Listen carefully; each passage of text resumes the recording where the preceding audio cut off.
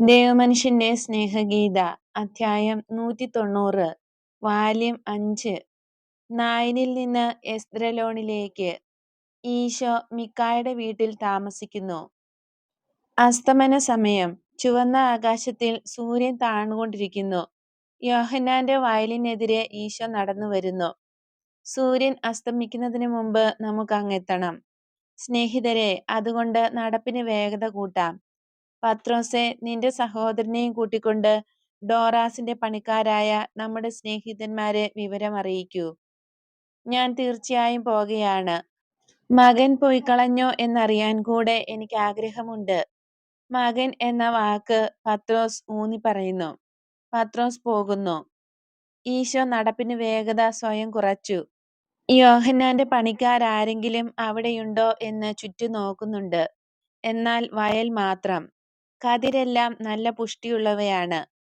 അവസാനം മുന്തിരിയിലകളുടെ ഇടയിൽ ഒരു മുഖം കാണാറാകുന്നു. വിയർപ്പിൽ കുളിച്ചിരിക്കുന്ന മുഖം. ഓ അനുഗ്രഹീതനായ എന്റെ കർത്താവേ എന്നൊരു സ്വരവും വിസ്മയവും. മുന്തിരിത്തോട്ടത്തിൽ നിന്ന് അയാൾ ഓടി വന്നു ഈശോയുടെ പാദത്തിങ്കൽ സാഷ്ടാംഗം പ്രണമിക്കുന്നു. ഐസയ, നിനക്ക് സമാധാനമുണ്ടാകട്ടെ. ഓ, അങ്ങ് എന്റെ പേരും ഓർമ്മിക്കുന്നുണ്ടല്ലോ. അത് എന്റെ ഹൃദയത്തിൽ എഴുതി വച്ചിട്ടുണ്ട്. എഴുന്നേൽക്കൂ, നിന്റെ കൂട്ടുകാരെല്ലാം എവിടെ? അതാ അവിടെ, ആപ്പിൾ തോട്ടത്തിൽ. ഞാൻ ഉടനെ പോയി പറയാം. അങ്ങ് ഞങ്ങളുടെ അതിഥിയായിരിക്കും, ഇല്ലേ? യജമാനൻ ഇവിടെ ഇല്ല. ഞങ്ങൾക്ക് അങ്ങയെ സ്വീകരിക്കാൻ കഴിയും. എങ്ങനെയായാലും, ഭയമായാലും സന്തോഷമായാലും കാര്യങ്ങൾ മെച്ചപ്പെടുന്നുണ്ട്. ഇക്കൊല്ലം അയാൾ ഞങ്ങൾക്കൊരു ആട്ടിൻകുട്ടിയെ തന്നു. ദേവാലയത്തിൽ പോകാൻ അനുവദിക്കും. 6 ദിവസമേ ഒഴിവ് തന്നിട്ടുള്ളൂ. ആ ദൂരം മുഴുവൻ ഞങ്ങൾ ഓടും. ജെറുസലത്ത് ഞങ്ങൾക്ക് പോകാമല്ലോ. ഒന്ന് ചിന്തിച്ചു നോക്കിക്കേ. അങ്ങേക്ക് നന്ദി. ആ മനുഷ്യൻ 7-ാം സ്വർഗത്തിലാണെന്ന് തോന്നുന്നു. മനുഷ്യൻ എന്ന നിലയിലും ഒരു ഇസ്രായേൽക്കാരൻ എന്ന നിലയിലും തന്നോട് വർത്തിച്ചതിലുള്ള സന്തോഷം. എനിക്കറിയാവുന്നിടത്തോളം ഞാൻ ഒന്നും ചെയ്തില്ലല്ലോ. ഈശോ പുഞ്ചിരി തൂകിക്കൊണ്ട് പറയുന്നു. ഏയ്, അങ്ങനെയല്ല. അങ്ങ് വളരെ ചെയ്തു. ഡോറാസും അയാളുടെ വയലുകളും. എന്നാൽ ഇവയെല്ലാം ഇക്കൊല്ലം എത്ര മനോഹരമായിരിക്കുന്നു. അങ്ങയുടെ സന്ദർശനത്തെക്കുറിച്ച് യോഹന്നാൻ അറിഞ്ഞു. അയാൾ ഒരു വിഡ്ഢിയൊന്നുമല്ല. അയാൾക്ക് പേടിയാണ്. അയാൾക്ക് പേടി. എന്തിനെ പേടിക്കുന്നു? ഡോറാസിന് സംഭവിച്ചത് അയാൾക്കും സംഭവിക്കുമോ എന്ന പേടി. അവന്റെ ജീവനെ ഓർത്തും വസ്തുവകകളെ ഓർത്തും പേടി. ഡോറാസിന്റെ നിലങ്ങൾ അങ്ങ് കണ്ടോ? ഞാൻ നായിനിൽ നിന്നാണ് വരിക. അങ്ങനെയാണെങ്കിൽ കണ്ടിട്ടില്ല. അത് ആകെ നശിച്ചു. ഇത് വളരെ താണസ്വരത്തിലാണ് അയാൾ പറയുന്നത്, വളരെ ഭയാനകമായ ഒരു രഹസ്യം കൈമാറുന്നത് പോലെ. അവ മുഴുവനും നശിച്ചു. വൈക്കോലില്ല, പുല്ലില്ല, പഴങ്ങളില്ല. മുന്തിരിവള്ളികളും ഫലവൃക്ഷങ്ങളും എല്ലാം കരിഞ്ഞു, എല്ലാം ചത്തു. സർവ്വതും നശിച്ചു. സോദോം ഗൊമോറ പോലെ. വരൂ, ഞാൻ കാണിച്ചു തരാം. അതിന്റെ ആവശ്യമില്ല. ഞാൻ ആ പണിക്കാരെ കാണാൻ പോകുകയാണ്. പക്ഷേ അവരവിടെ ഇല്ല. അത് അങ്ങ് അറിഞ്ഞില്ലേ? ഡോറാസിന്റെ മകൻ ഡോറാസ് അവരെയെല്ലാം പിരിച്ചുവിട്ടു. നാട്ടിൻപുറത്ത് അകലെയുള്ള വയലുകളിലേക്ക് അയച്ച് അവരോട് കർശനമായി പറഞ്ഞിരിക്കുകയാണ്, അങ്ങയെക്കുറിച്ച് ഒന്നും പറഞ്ഞേക്കരുത്. പറഞ്ഞാൽ ചാട്ടവാറുകൊണ്ടടിക്കുമെന്ന്. അങ്ങയെക്കുറിച്ച് സംസാരിക്കാതിരിക്കാനോ? അത് വിഷമമേറിയ കാര്യമാണ്. യോഹന്നാൻ പോലും അങ്ങനെ പറഞ്ഞു. അയാൾ എന്ത് പറഞ്ഞു? അയാൾ പറഞ്ഞത്, ഞാൻ ഡോറാസിനെ പോലെ ഒരു വിഡ്ഢിയല്ല. അയാൾ പറഞ്ഞതുപോലെ നസ്രായനെക്കുറിച്ച് സംസാരിക്കരുതെന്ന് ഞാൻ നിങ്ങളോട് പറയുകയില്ല. അങ്ങനെ പറയുന്നതുകൊണ്ട് ഒരു ഉപകാരവുമില്ല. പറഞ്ഞാലും നിങ്ങൾ സംസാരിക്കാതിരിക്കയില്ല. പിന്നെ ഇണങ്ങാത്ത മൃഗങ്ങളെ അടിക്കുന്നത് പോലെ നിങ്ങളെ തല്ലിക്കൊണ്ട് നിങ്ങൾ എനിക്ക് നഷ്ടമാകാതിരിക്കണമെന്ന് എനിക്ക് ആഗ്രഹമുണ്ട്. നേരെ മറിച്ച് ഞാൻ ഇതാണ് പറയുന്നത്. നസ്രായൻ നിങ്ങളെ പഠിപ്പിക്കുന്നത് പോലെ നിങ്ങൾ നല്ലവരായിരിക്കുവിൻ. ഞാൻ നിങ്ങളോട് നന്നായി പെരുമാറുന്നു എന്ന് അദ്ദേഹത്തോട് പറയുകയും ചെയ്യുക. ശപിക്കപ്പെടാൻ ഞാൻ ആഗ്രഹിക്കുന്നില്ല. തീർച്ചയായും അയാൾ കണ്ട് മനസ്സിലാക്കിയിട്ടുണ്ട്. ഈ വയലുകളെയെല്ലാം അങ്ങ് അനുഗ്രഹിച്ച ശേഷം എത്ര നന്നായി ഫലം നൽകിയെന്ന്. അതുപോലെ അങ്ങ് ശപിച്ച വയലുകൾക്ക് എന്ത് സംഭവിച്ചുവെന്നും മനസ്സിലാക്കി. ഓ, എനിക്ക് വേണ്ടി നിലം ഉഴുതു തന്ന ആളുകൾ ഇതാ. ഇങ്ങനെ പറഞ്ഞുകൊണ്ട് പത്രോസിന്റെയും ആൻഡ്രുവിന്റെയും പക്കലേക്ക് അയാൾ ഓടിച്ചെന്ന് അവരെ അഭിവാദ്യം ചെയ്യുന്നു. എന്നാൽ പത്രോസ് വളരെ ചുരുക്കത്തിൽ അവരോട് സംസാരിച്ച ശേഷം യാത്ര തുടരുകയാണ്. ഉച്ചത്തിൽ വിളിക്കുന്നു, ഗുരുവേ, ഒരൊറ്റയാൾ പോലും ഇവിടില്ല. എല്ലാം പുതുമുഖങ്ങളാണ്. എല്ലാം നശിച്ച് നാശമായി കിടക്കുന്നു. ഇവിടെ പണിക്കാരെ കൂടാതെ കഴിയാം.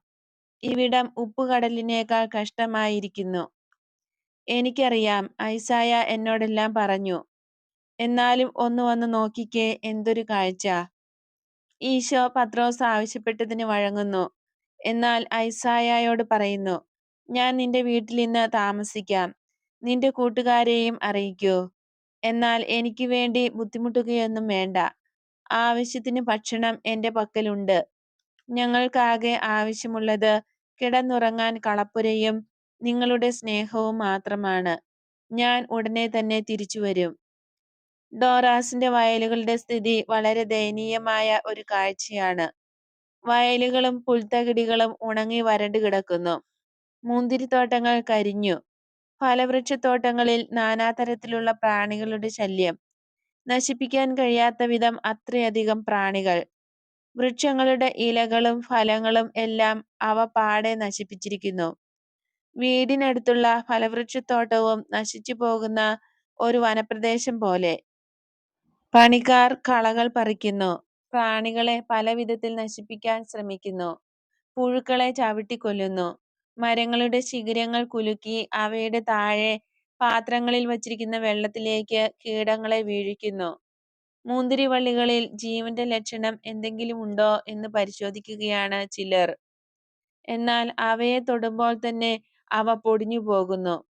മുന്തിരികളുടെ ചുവട് വാളുകൊണ്ട് അറുത്താൽ എന്ന പോലെ വള്ളികൾ പ്രധാന തണ്ടിൽ നിന്ന് അറ്റുപോകുന്നു.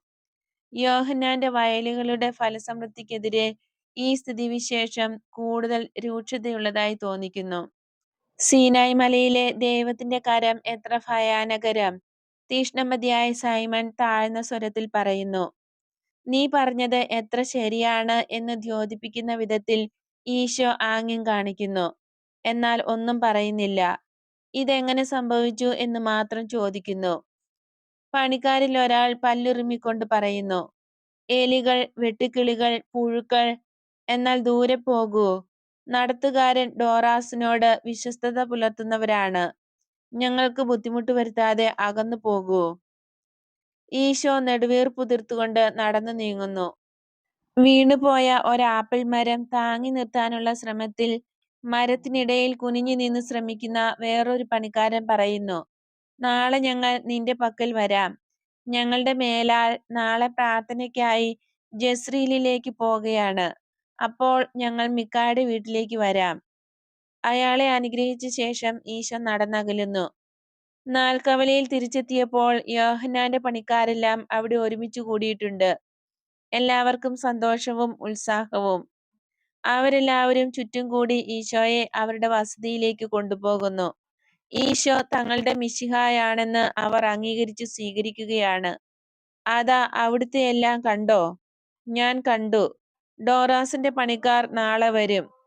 തീർച്ചയായും ആ മുതുചെന്നായ്ക്കൾ പ്രാർത്ഥിക്കാൻ പോയി കഴിയുമ്പോൾ. എല്ലാ സാബത്ത് നാളിലും ഞങ്ങൾ അങ്ങനെ ചെയ്യുന്നുണ്ട്. ഞങ്ങൾ ഒരുമിച്ച് കൂടി അങ്ങയെക്കുറിച്ച് സംസാരിക്കും. യോനായും ഐസക്കും ഇടയ്ക്കിടെ ഞങ്ങളെ വന്ന് കാണാറുണ്ട്. അവരിൽ നിന്ന് ഞങ്ങൾ കേൾക്കുന്ന കാര്യങ്ങളും ഞങ്ങൾക്കറിയാവുന്ന രീതിയിൽ പഠിപ്പിക്കും. ഞങ്ങളുടെ കഴിവെല്ലാം ഉപയോഗിച്ച് പഠിപ്പിക്കും. കാരണം അങ്ങയെക്കുറിച്ച് സംസാരിക്കാതിരിക്കാൻ ഞങ്ങളെ കൊണ്ടാവില്ല.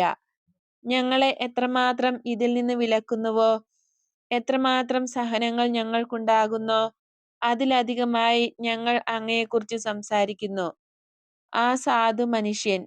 സാബത്ത് ദിവസം അവർ ജീവിതത്തിന്റെ അന്തസ്സത്ത പാനം ചെയ്ത് തൃപ്തരാകുന്നു. എന്നാൽ ഈ സമതലത്തിൽ എത്രയേറെ ആളുകൾ അങ്ങയെ അറിയാൻ ആഗ്രഹിക്കുന്നു, അങ്ങയെ കാണാനെങ്കിലും ആഗ്രഹിക്കുന്നു. എന്നാൽ അവർക്കത് കഴിയുന്നില്ല. അവരുടെ കാര്യത്തിൽ ഞാൻ ശ്രദ്ധിക്കാം. നിങ്ങളുടെ പ്രവർത്തനങ്ങൾക്ക് സമ്മാനമായി ധാരാളം ദൈവാനുഗ്രഹം നിങ്ങൾക്കുണ്ടാകട്ടെ. സൂര്യൻ അസ്തമിക്കയാണ്. ആകെ പുകപിടിച്ച് കറുത്തിരിക്കുന്ന ഒരടുക്കളയിലേക്ക് ഈശോ കയറുന്നു. സാബത്തിന്റെ വിശ്രമം ആരംഭിക്കുകയായി.